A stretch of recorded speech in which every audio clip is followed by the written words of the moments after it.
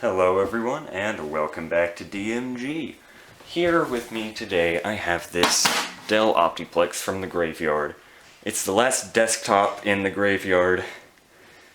I was planning on using it as a parts machine, but I actually opened it up in the graveyard and saw that the one thing that I wanted to take from it, the power supply, was proprietary. So thought, might as well, repair this one, try and sell it.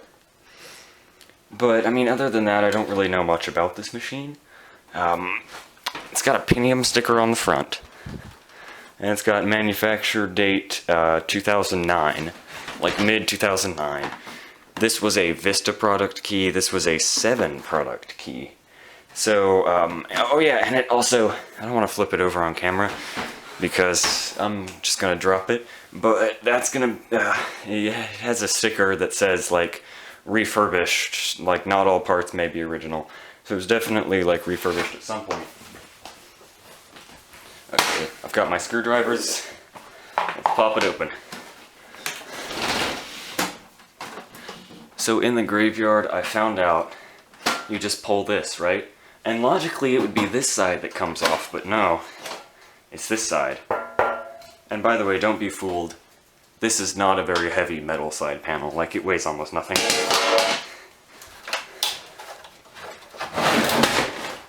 This is a combination of two terrible things we're seeing here.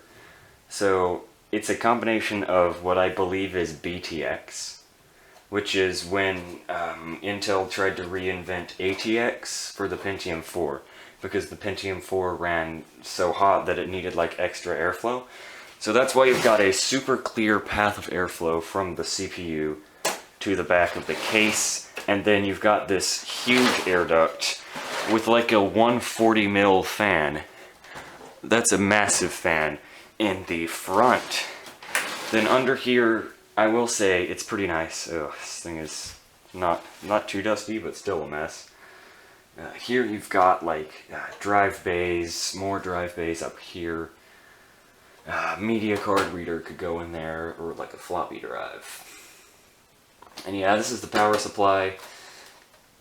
Technically it still is ATX, but I'm just not gonna mess with it because I don't want to ruin any other hardware that's worth more than it.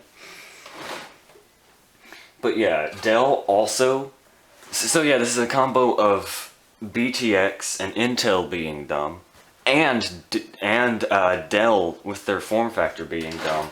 In the 2000s, Dell thought it would be like a good idea, and this is like mid-2000s. They were like, you know what if we put the motherboard on the other side, and so it's like that. I don't have another PC like that's easy to pull out so I can compare with. But normally, it would be exactly upside down. Like your I/O shield would be up here, this part would be down there, GPUs would go this way. And yeah, that's pretty much it. All that I have to say about the hardware inside. I don't know what Pentium it is, I don't know what's going on, don't know how much RAM it has. But yeah, at this point, I'm just gonna power it on, see how it fares. Alright, I'm gonna get the icky part out right now. Said icky part is that if this system doesn't work, like immediately work, I mean something like a dead CMOS battery, I can fix that. But if it just like doesn't power on, I'm not gonna put too much effort into fixing it.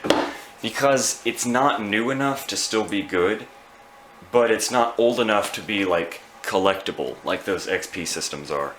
Plus, it wasn't very high-end hardware for when it was made. So, I mean, if it wouldn't be too hard to get it working and I wouldn't have to spend much money on it, I could just like donate it to Goodwill. And then I'm sure someone would appreciate that. So that's probably, I'm probably going to do something like that. Alright, we're going to get it hooked up to our monitor. I'll leave the camera pointed here just in case something explodes, but I hope not. I'm going to go ahead and switch it over to VGA. Or as my monitor calls it, RGB for some reason. Yeah, we're going to switch it over to RGB. Power on. It's making sounds. It's making good sounds. It's making sounds that sound like PC sounds. We've got like a red light on the board. Wiggled the VGA cable. Monitor turned off. So it's not giving us an output. Hard drive is making bad hard drive sounds that hard drive should not make.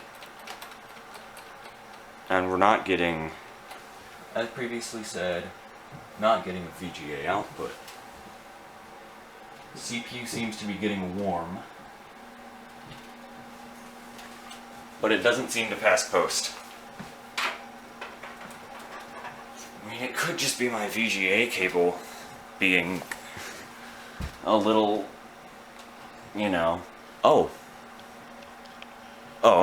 I saw that. Okay, for a tiny bit on the monitor it said like 1024 by 768 at 70 Hertz. So I think it is just my VGA cable being a little piece of PP. Yeah, 1024 by 768 at 60 Hertz. See that? We've got like a red flickering line. Okay, so maybe just the VGA output is the problem? Whoa, what is this? I don't know what this is, but it's on our screen. And then it's blank again.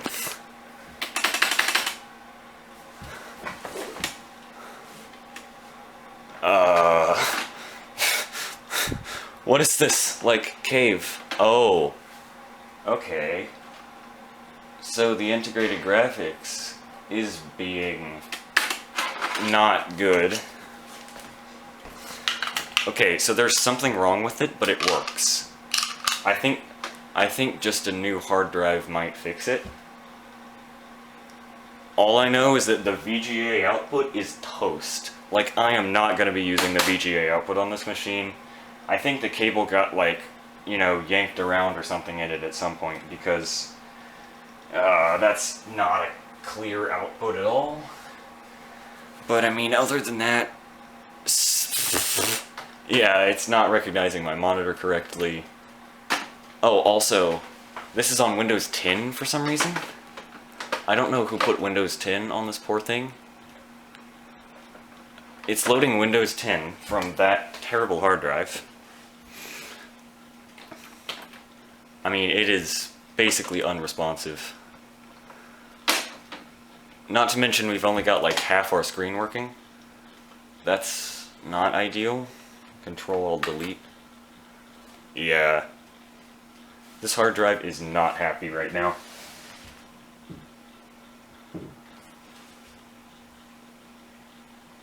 It's definitely got a bad sector, or 2, or 50. But yeah, I'm just gonna open... Oh my god, Task Manager. More details. Okay, what Pentium do we have? Watch this be like a single core CPU that someone put Windows 10 on. Oh, the poor thing. The humility. Okay, yeah, you can probably see just how slow this is. I'm gonna put an SSD in here. I mean, if it's worth restoring. Oh! It's a Pentium dual core. Change graph to logical processors. Oh, yeah, look at that. Local disk, 100%. What RAM is this? 667. No, it is DDR2. Why does it have 5 gigs of DDR2? That makes no sense. 5 gigs of RAM? It's got no Hyper-V. 118 days of uptime. Okay, so that actually means this machine wasn't retired too long ago. I would think this was in like a library or something.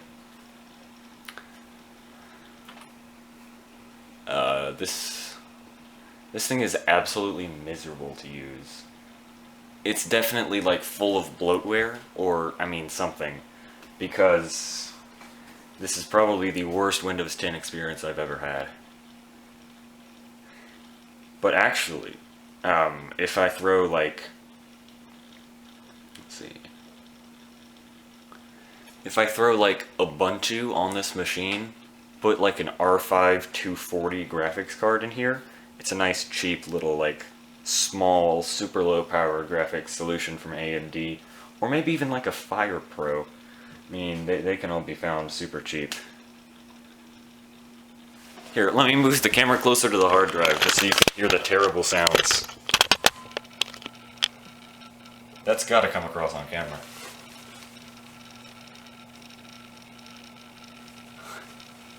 Yeah, that's not a sound a drive should make.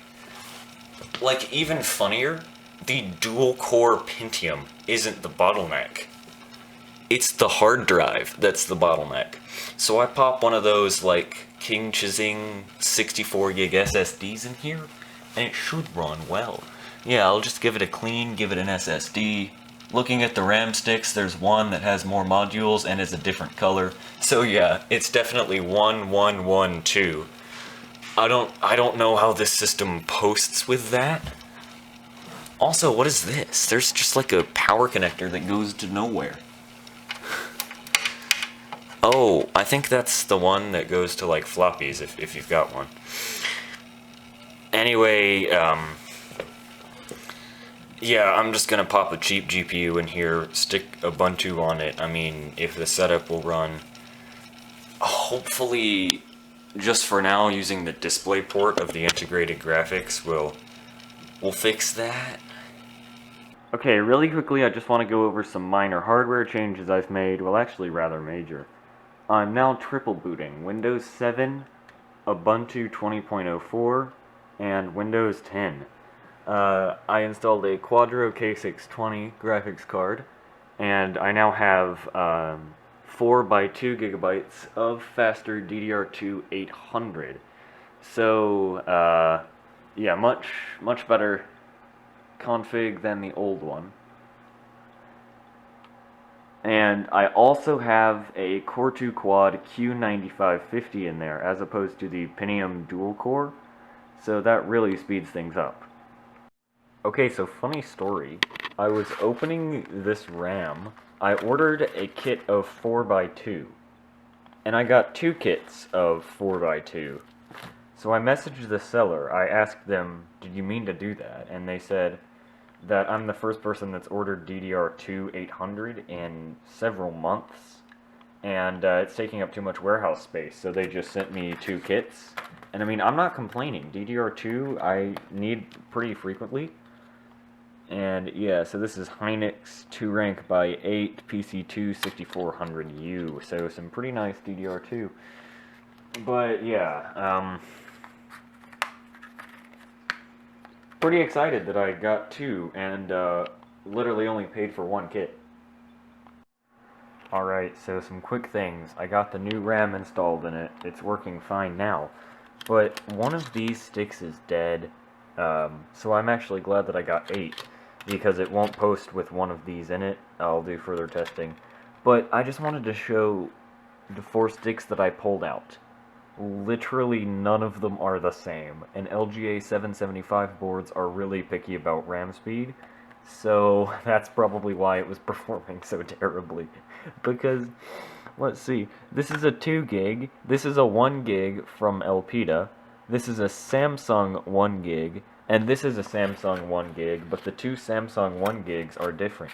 One has chips on both sides, one only has chips on one side. It's a mess. Alright, and that is it for this video. I'm not going to get too far into performance and benchmarks because I'm actually going to be using this computer to benchmark a couple of graphics cards. You saw this earlier in the video. That's a spoiler for a later video. But yeah, this is just going to be used for benchmarking for a while, and then I'll probably sell it. Thank you everyone for watching, and see you in the next video.